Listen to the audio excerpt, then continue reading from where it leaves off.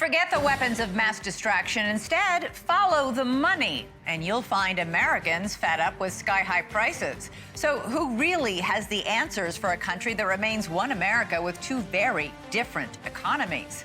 I'm Elizabeth Vargas, and America's News starts right now.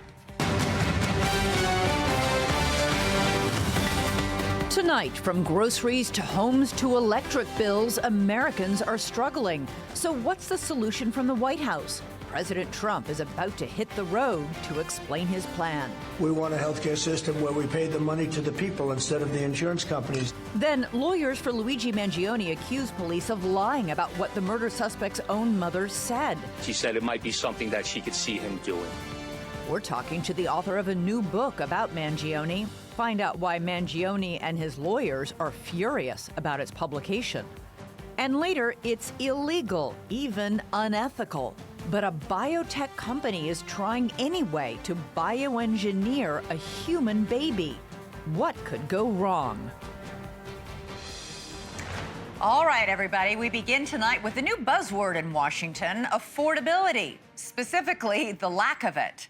The Democrats say Republican policies are the reason life in America is unaffordable. Republicans say, it's actually the other way around. So what do you, the Americans, think? Well, in 2024, high inflation under President Biden led to a MAGA sweep and Trump's return to the White House. 1 year later, President Trump says the economy is the strongest it's ever been. And while it was a terrible day today on Wall Street, the market has been hitting record highs nearly every other week. The problem is most Americans aren't feeling those gains.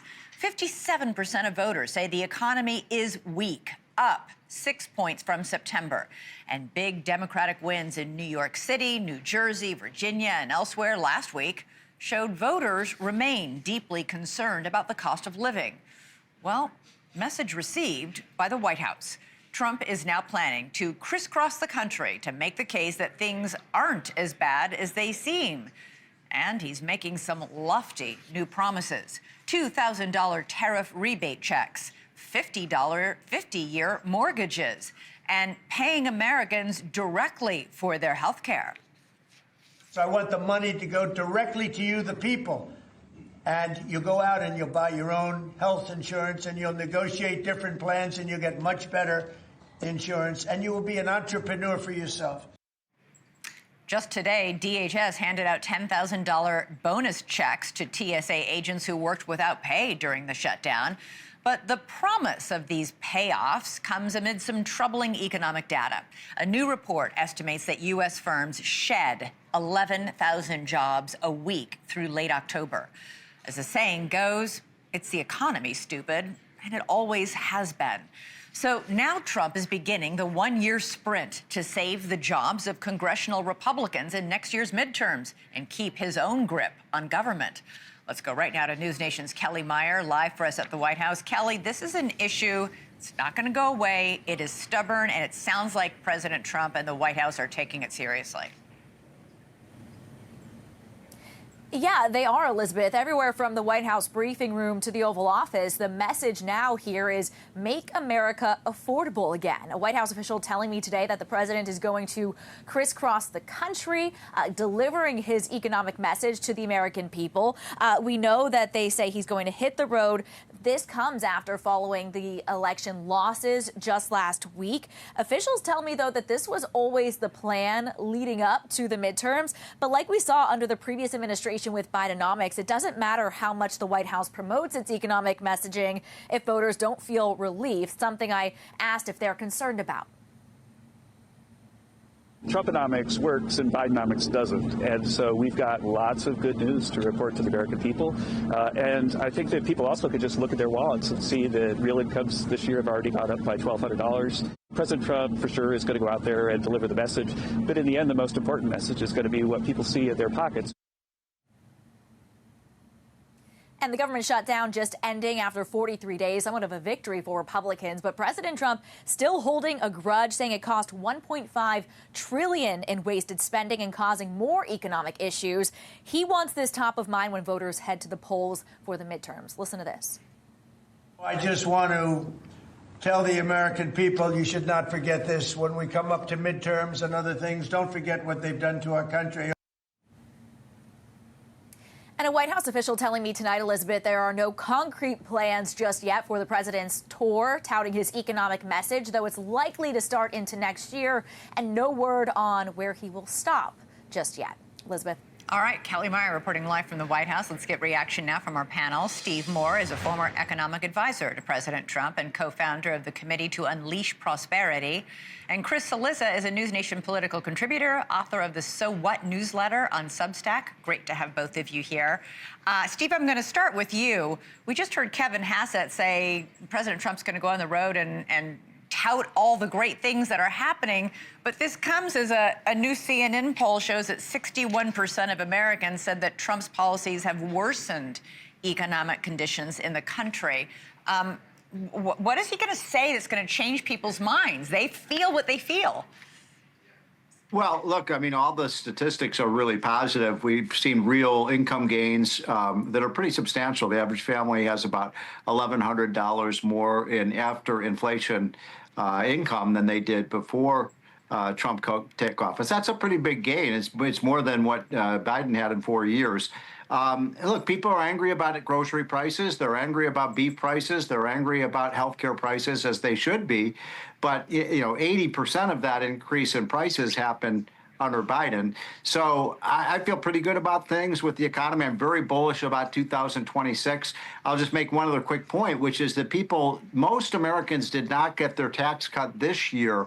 They're going to get it next year, and they're going to see it right in their paycheck because it's going to be adjusted in their withholding. So they're going to get a bigger, fatter paycheck as a result of the tax cut, which they're not feeling yet. So when you got a record stock market, when you got gas prices low, when you got a situation where we're producing more oil and gas than ever before, I think it's a pretty strong economy. Chris, President Trump says the polls are lying when they show that Americans are unhappy with the economy and the cost of living. He denies there's inflation, even though there is, albeit less, much less than under President Biden. But as Trump goes out on this nationwide tour, is that a winning message that the polls are wrong, it's all a con, and you're just fine? It's a winning message for his base, I think, because I think they believe that. I would suggest it's not true, and it's not a winning message for swing in not partisan voters. Independents. I think he's got to find a way to talk and either to not say, well, what you're feeling isn't actually borne out, or the polls are fake. Because look, I don't disagree with anything Steve just said about the economy. The problem, and this is the problem for every president in history, is how people perceive the economy to be often does not marry up with, actual stats about the economy. And that was a problem for Joe Biden. I mean, I think one of the reasons Donald Trump won is because Joe Biden was out there talking about the consumer price index, talking about the GDP. Right. Meanwhile, people are saying, well, eggs cost too much money. Right. So he has to find a way to bridge that gap. And I would suggest he needs to change messaging. Again, just all these numbers that you're seeing are fake will work for some people, but not for persuadable voters. And that's who you need to win some of these swing districts and swing states. And Chris, we just heard Steve talk about the record stock market. Trump talks about the stock market all the time as proof that the economy is doing well. There was a bloodbath today, but overall it's been hitting a lot of record highs since Trump took office.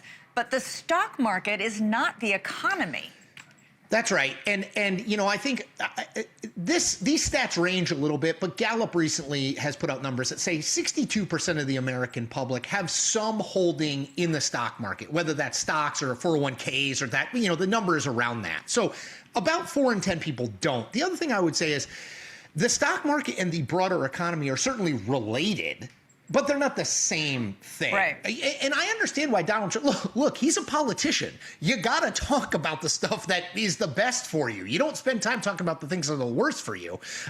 So I understand why he's talking about it. I would just suggest that, again, you have to understand people's lived experience. This is the Joe Biden lesson. Don't talk about these economic indicators that people, smart economists like Steve Moore understand, but the average person doesn't get. Don't talk about that, because the problem is if you say like, oh, the CPI is doing great, and then they go in and their grocery bill is $42 more than it was last month, they think these people are out of touch and everything still costs too much. Steve, Trump is floating the idea of a $2,000 tariff dividend check to everyone except, as he calls it, high-income people. How would that work? If he gave $2,000 to everyone earning, say, less than $100,000 in this country, that would amount to $300 billion, far more than what the tariffs have brought in. Yeah, I'm not a big fan of that idea. It never makes a lot of sense to just send people checks in the mail. It would be much better to just reduce income tax rates. And look, I don't disagree with what Chris said. I mean, perceptions are reality when it comes to the economy, and despite the fact that a lot of the statistics are showing improvement, people are still feeling pretty dour about things. And I have to say, I'm a little confused about that. Let's face it. It's an incredibly polarized country right now. So even if we had the Garden of Eden right now, 50% of Americans, because they hate Trump, would just say, I'm not happy with the way things are going. And so that's a hurdle for Trump to get over. But I'm just here to tell you, I think as I look at the economy, I feel pretty good about how 2026 is going to be. And one other quick point is that we do need to do a much better job of getting all Americans invested. I've endorsed this idea for 30 years. The Social Security money should be invested in the stock market. People would be millionaires right now. But there is a real movement in the Trump administration and on the right to get everybody so we can share the wealth. We don't want to redistribute the wealth. We want to share it. We want everybody to gain when American companies do better. How do you do that? Well, one simple thing is let every young person, starting tomorrow, put 10% of their paycheck into an index fund rather than sending it into the black hole of Social Security, so they actually get a return. I mean, people would be getting 3 times higher Social Security benefits today if they could have done that. But but then you're taking money out of Social Security, which is on the road to bankruptcy anyway. No, but what you're doing is you're giving Americans, all young Americans, when then be assured that the money is theirs. It could never be taken away from them. But another thing we could do, this is something Elon Musk has talked about and others. Let's expand 401k plans. Let's expand employee stock ownership plans so everybody owns a piece of the rock. Yeah. Bottom line, these tariffs that, you're not a fan, Steve, of this tariff check idea. Chris, these tariffs are very unpopular with American people. And let me just say one quick thing about this. I mean, tariffs have raised prices in certain areas. So, for example, coffee prices are higher today because we put a high tariff on coffee beans that come in from Brazil and Colombia.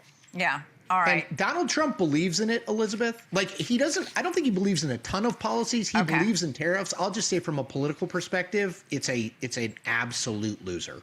Yeah. I thank you both so much for your expert political and economic analysis. Thank you. Steve Moore, Chris Elizabeth. Cillizza, appreciate it. Care. We're going to turn now to some pretty shocking new developments in the case of the accused killer, Luigi Mangione. Tonight, his defense team is taking aim at the New York City Police Department and its chief of detectives. They are demanding proof of a pretty surprising statement made at a press conference after Mangione's arrest, purportedly about a comment that Luigi Mangione's own mother made to police about her own son. New York City's chief of detectives, Joseph Kenney, made the statement at a December 2024 press conference. He said San Francisco police had called Mangione's mother during the manhunt for the killer of the United Healthcare CEO, Brian Thompson. They were vetting a tip that a photo of the murder suspect resembled Luigi Mangione. Here is what he said. Part of that vetting process was that they reached out to Mangione's mother in San Francisco very late on the 7th. They had a conversation where she didn't indicate that it was her son in the photograph, but she said it might be something that she could see him doing. It might be something she could see him doing. Damning words from a suspect's own mother if she said it. The defense wants proof that Mangione's mother actually said that about her son. They claim the line has been widely quoted by several news outlets, as well as in a brand new book that's out called Luigi, The Making and the Meaning by journalist John H. Richardson.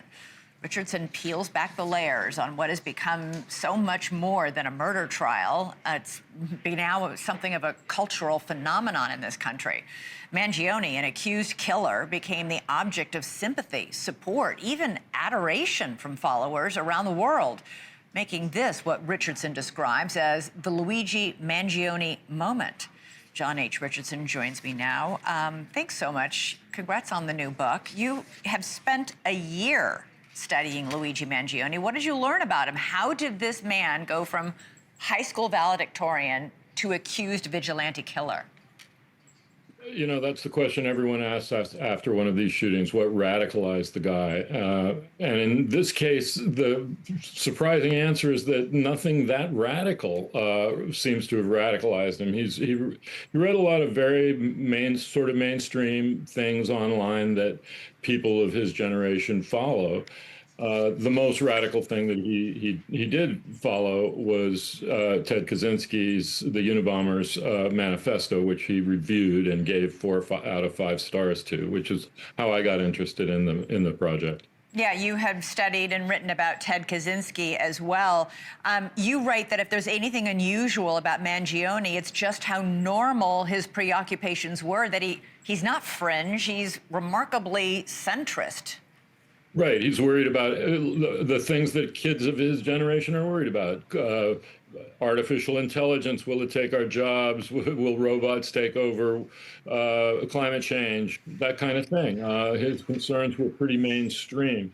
And I would like to emphasize that when it comes to Kaczynski, he criticized Kaczynski as a terrorist. He said that that was the worst thing a person could be, and that he did not see himself in that context. So what do you make of the fact that 28,000 people have now donated money to Mangione's defense fund? People crowd into the courtroom when he has his appearances to applaud and clap for him. Someone wrote a musical about him, and they had to move that musical to a bigger theater because so many people wanted to see it. Why has he attracted such a following, and what does it tell us about us as a society? Well, I think the reason is pretty obvious. He tapped into something that people have really strong feelings about. As I say, if he was concerned about environment, which he was, if he had killed an oil company executive, nobody would have really gotten excited about it. It would have maybe a few environmentalists, but not the mass of people. But healthcare is something where people really have passionate feelings. And if you look at that, the contributions that people made, they are passionately about the healthcare issue. Yeah, as people donated, they wrote comments. Yeah, they wrote comments saying, you know, I hate these healthcare companies. He obviously tapped into a very real fury that a lot of people feel about how much it costs to get healthcare in this country. Right, and it's a mortal issue. I mean, it's life and death. It's not like anything else that we deal with, and so. And it's also really crushing to people. While I was working on the book, my own girlfriend had a $6,000 charge that they didn't want for cancer medication that the health care company wanted to deny just before she went in for her chemo. So, wow. You know, and we're pretty well off, you know, but it was terrifying because you're not in control. And I think that's what he really tapped into in a way. What do you make of this argument that his lawyers are making in court today, that seeming to imply that the police are lying when they say that Luigi Mangione's own mother said about him, it seems like something he could do? Well, you know, I'm not sure. I think they're complaining about discovery. They haven't gotten material in discovery. The quote, frankly, always sounded a little weird to me. Like, why would she volunteer? Why would anybody volunteer that? And it's not like she didn't, you know that. I mean, it's just like it's life and death of her son and crime, you know, a potential crime that she's discussing. It just sounded weird. And I actually cast a little shade on it in the book, just saying that this was what his mom said, at least according to the detective, because I wasn't sure about it. Do you think this public fascination with Luigi Mangione lasts? Yeah, I do. I think actually, I mean, as the healthcare issue continues, he's going to continue to be in the news, and he's going to continue to be a powerful symbol for that. I mean, I would say that I see him more in the context of all the violence that's going on in our society, and I'm asking not so much what the individual case is, and the individual case is a tragedy for his family and for the family of his victims. Assuming he's guilty as charged, because he is innocent until proven guilty. But but it's more this atmosphere of permission that is in society right now, where, like in the book, I write about young men mostly who read Kaczynski and feel like, if this is true, I have a responsibility to do something. Well, I think in olden times, people felt, well, if this is true, the authorities will do something. But now they don't feel that way anymore. They feel they're like, picking up the gun and doing something themselves. Yeah, it is a troubling trend, without a doubt, deeply troubling. John H. Richardson, thank you so much. Congrats on the book on Luigi Mangione. Really appreciate it. Thanks. Coming up for us, the American biotech company that is trying to bioengineer, allegedly, a human baby. Now, that's illegal here in the United States, so where are they going to do this, and what can possibly go wrong? Plus, there's a brand new lawsuit against Camp Mystic in Texas tonight, alleging the camp did not protect the dozens of young girls who were killed in deadly flooding this summer. I'm going to speak live to the parents of 8-year-old Abby, who was swept away in the waters.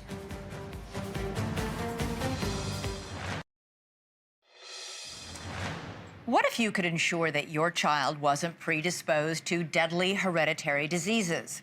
The answer may be a no-brainer for most people, but would you also want to pick their height, their hair color, eye color? What about their IQ?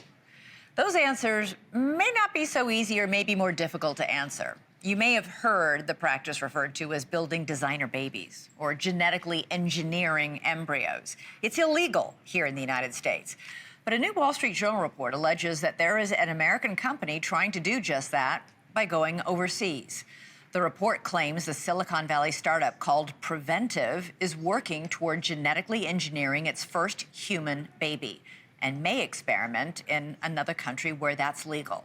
It is worth noting that Preventive denies the Wall Street Journal report and says it's only focusing on preclinical research. Regardless of whether the report is true, the ethical dilemma remains. Just because you can do something doesn't mean you actually should. My next guest has been out in front of this conversation for years and is offering a stark warning about these tools getting into the wrong hands. Joining me now is best-selling author Jamie Metzl. His newest book, Superconvergence, tracks the intertwined technologies of AI, genetics, and biotechnology. All right, you say this could turn out to be a complete disaster. Why? Well, human biology is extremely complex. We don't really understand it all that well. It sounds great if you're thinking of the human genetics are like computer code and there's a virus or a little bug and we're going to go fix it. But we have no idea what all of our genes do. And so if you're going and monkeying around in the genome of a pre-implanted embryo of a child to be taken to term, you really need to know what you're doing. And the science just isn't ready the science isn't there yet. And that's why I've called this for a long time Nuremberg-style human experimentation. Wow. And we just need to be really careful. I mean, what we're talking about are human lives. This company, according to this Wall Street Journal report, it's illegal in the United States to do this, and it's illegal in most countries. China just put a guy in jail for 3 years who says he genetically engineered 3 human babies who were immune to HIV. He ended up in prison. And then the babies aren't immune to HIV, which shows how complex all of this stuff is. Right. But so the report says that this company Preventive is trying to do this in the UAE, which I guess, anything goes in the United Arab Emirates. Well, as you know, as you said, the company is denying this, but certainly they have said in their investor meetings that this is what they're trying to do. And I was a member of the World Health Organization Expert Advisory Committee on Human Genome Editing, which was created in the immediate aftermath of that debacle in China in 2018 and 2019 with the first CRISPR babies. And what we have said, it applies now. It's not that that the idea, hypothetically, of altering the genome of a pre-implanted human embryo is inherently unethical.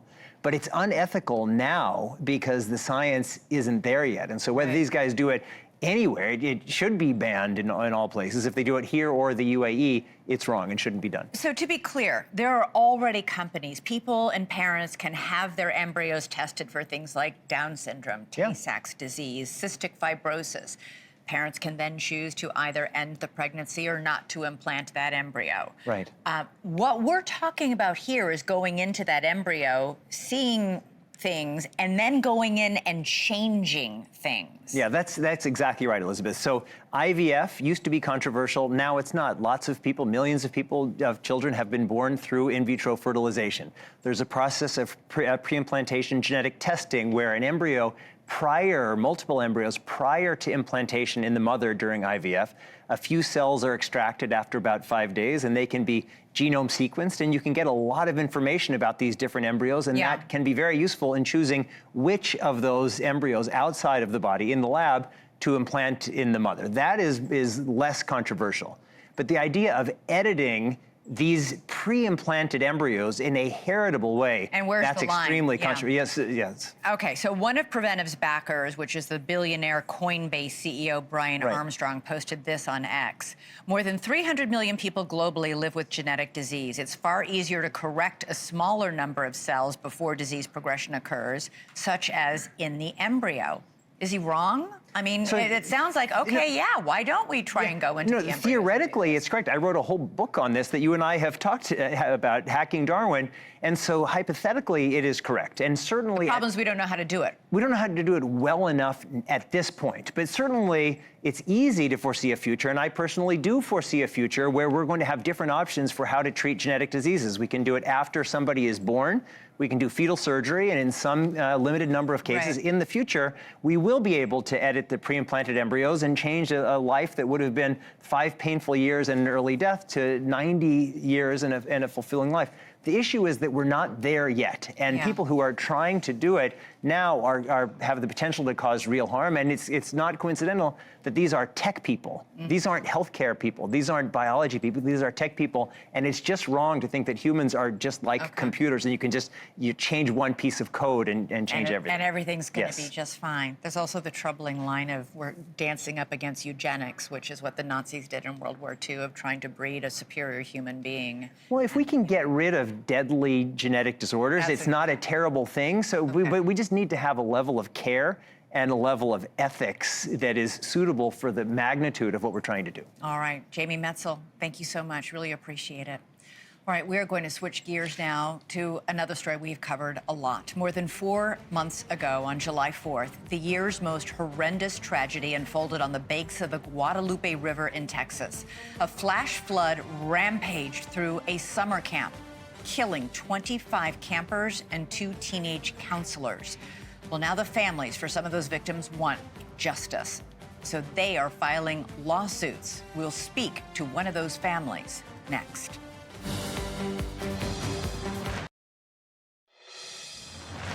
This past summer, dozens of little girls waved goodbye to their parents and began what was supposed to be the adventure of their lives. Many of them never came home.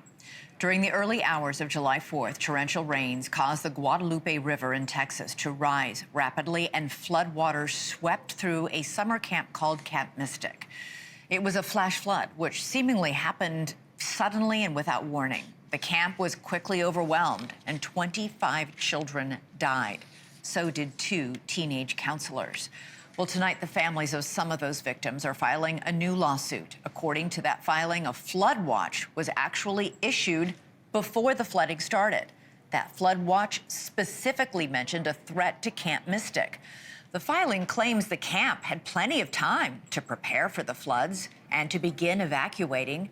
Matthew Pohl is part of the lawsuit. His 8-year-old daughter, Abby, was killed in the flood. Matthew and his wife, Kristen, say Abby loved the outdoors, hiking to swimming holes and snow skiing. She was a big fan of Taylor Swift. She loved reading and eating crumble cookies. Most importantly, she loved her parents and her 2 big sisters, who were also at Camp Mystic and survived. Abby's obituary read, she was a loyal friend with a kind heart, possessing a depth of empathy beyond her years. She genuinely loved everyone. Kristen and Matthew Pohl join us now. Also with us is the lawyer representing them in that lawsuit against Camp Mystic, Kyle Findley. Matthew, Kristen, you've been through what no parent can imagine. Tell me why it was important to file this suit. Is this seeking justice on behalf of your daughter? Is this preventing other families from going through this awful experience that you have gone through? This is intended for transparency, accountability, and to ensure it never happens again. You say in this lawsuit that they had plenty of warning and that the alerts going out specifically cited Camp Mystic, and yet nothing was done? They simply didn't prioritize the safety of these children. They chose to tackle other, saving equipment instead of relocating these girls. You're talking about the owners of Camp Mystic? Yes, ma'am. And this camp, these cabins in this camp are all in an area known as Flash Flood Alley. It's called Flash Flood Alley because it floods so often, so quickly. Apparently there were ample warnings to the camp that they were putting cabins, ironically, cabins with the littlest, youngest girls right next to the river in what they knew was a floodplain. Absolutely. It's just incredible. It's unbelievable. We are lucky that our older 2 daughters are still alive. The 2 of them had to walk by their sister's cabin as they evacuated. And one of our daughters asked if they could put her on her back to save her, but was told no. And Abby was left in her cabin. Camp Mystic is known about these events. They were complacent. They simply didn't act in a timely manner. They had every opportunity to save these kids.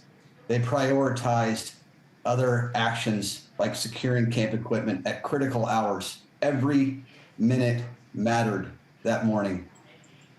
Kristen, Kristen, you raise a very important point. The camp put out orders that all the girls were to stay in their cabins, along with their counselors, by the way. Girls who disobeyed and left the cabin to go for higher ground survived. All the girls who followed the directive to stay in their cabin, they all drowned. Correct. Chloe Childress and Catherine Ferruso are our heroes. They risked their lives to stay with our girls because that's what they were told to do. And that's why we're here today. That's why we no longer have our children with us. Kyle, you say that is there documentation to prove that Camp Mystic knew that they were putting these children in danger by putting them in cabins that they built that close to the river? Absolutely, and this is a problem that's going on for a while, is there were FEMA designations for floodplains when they were several of these buildings at issue, and they fought those designations. They fought those designations so that the cabins could be where they are. And this is there have been, as you pointed out, Flash Flood Alley. It's known to these, leadership at this camp that this is a dangerous area that has a propensity for flooding, that it's right on the river. And not only that, the documentation related to the warnings they had on July 2nd, the Texas Emergency Response 2 Department, days before. 2 days before, exactly, initiated that, hey, there's going to be a flood and we are going to head and release resources to this county for this flood. And no action was taken. July 3rd, flood watch, same thing, no action. And then a flood warning, no action. And it wasn't until hours after that that they started to come up with a plan for the first time, only after, as Matt pointed out, they secured equipment first. Lawn equipment was more important than protecting children, and that's the issue. Well, Kyle, please keep us posted as this lawsuit progresses. Matthew, Kristen, thank you so much. I know, Absolutely. Kristen, that the last letter you got from your daughter from Camp Mystic read, "Dear Mom, I'm having so much fun. I love you. See you in Austin." My heart breaks for you and your family, and I hope you get justice on behalf of your daughter. Thank you. Thank you for having me. All right, coming up for us, small towns across America have been decimated as whole industries have moved overseas. But there is one tech company that is trying to reverse all that. Brian Enton joins us from Alabama to tell us about a rural renaissance. Straight ahead.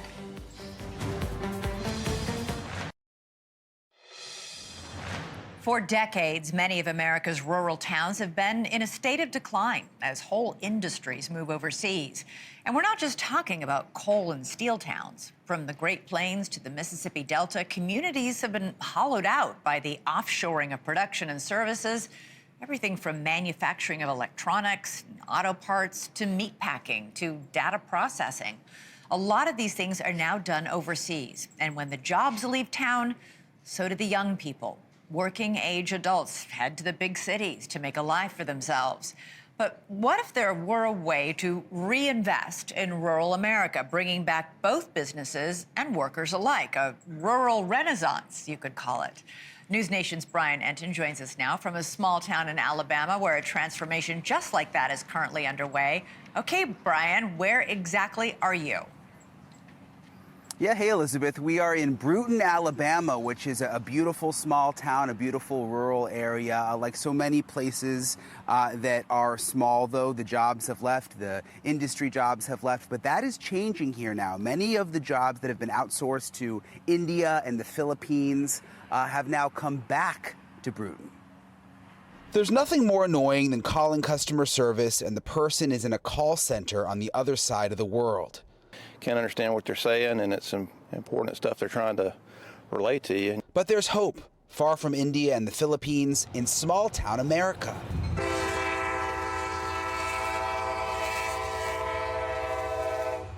Welcome to Bruton, Alabama, population 5,000. Inside this building in the center of town is Provalis, hundreds of small town Alabamans doing jobs once outsourced overseas. We can do it over the phone, or I can grab your email address. Brittany Nelson worked on a farm and now leads a team here. This is a lot different than farming. A lot different than farming, yes. I actually had no tech experience when I came here. I didn't know what I was getting into, I'll be honest with you. Kimberly Lewis also came from a totally different background. Where did you work before this? Walmart in Pace. As a mechanic there for 18 years. A mechanic? Yes. You don't look like a mechanic. I know. You know, small town America just has a more polite, slower way about life. And honestly, it lends itself really good to customer service and helping people. Because we typically just have more patience in our operations. Provalis hires based on attitude, not skills. They have a robust training program. The business model, providing IT and back-end business services to Fortune 1000 companies, all from small-town rural America. Companies like Chick-fil-A and Navy Federal Credit Union. When they hear my voice, and they would even say, you know, we came on this call so angry, Kimberly, but it's you. You know, you make the call seem so much, you know, live, enlightening. So I'm glad to make that difference for them. Making a difference for the customers on the phone, but also for the small towns like Bruton. Burnham Pizza Company and the Holly House Bed and Breakfast both have had a resurgence in business. Let's try to bring some life back into the downtown, and so that's what we've done, and Provalis has been fantastic in supporting me. They're one of my very best customers, actually, and they helped me survive here, so I'm real proud of them. And it is cool, there's a train going by the way, right now, Elizabeth, but it is cool to see what's happened in this town. And Kimberly, who you saw in that piece, who worked at Walmart, you know, changing tires and doing oil changes, she's now a boss here. She's moved up, and she really does have such a soothing voice. You think about when you call customer service and you get so annoyed and the people can't understand you and they're frustrated. The people here are just, they're so small town, they're so nice, and they make the experience just so much better, Elizabeth. Yeah. I love this idea. This is a fantastic thing. I hope it spreads, and I hope more companies engage them. That's really, really great. Brian Enton, thank you so much. Coming up for us, are we finally going to get a look at all the Epstein files the Justice Department is holding? Chris Cuomo joins me live next. All right, Chris Cuomo joins me now, and you are about to dive into the latest on the Epstein files with several big guests. There's been a lot of movement now that the House is back in session. Yeah, I feel good about this, the way we have it lined up tonight. I'm talking to Ro Khanna, who is a growing presence in the New Left, okay? He is big on this. He's working with Thomas Massie. And Ro will defend himself. He is always welcome on the show, whether we agree or not. I wish he and the left were working on a deal on health care as hard as they're working on a deal on releasing the Epstein files. They're working really hard on that. This story has always driven me crazy, and I'll tell you why. One, it's not about the victims. It's not about those families and getting them transparency and any answers to the obvious vexing question of how this dirtbag got away with so much for so long in such public view. That's why you should be chasing it. I don't believe that's why anybody ever has.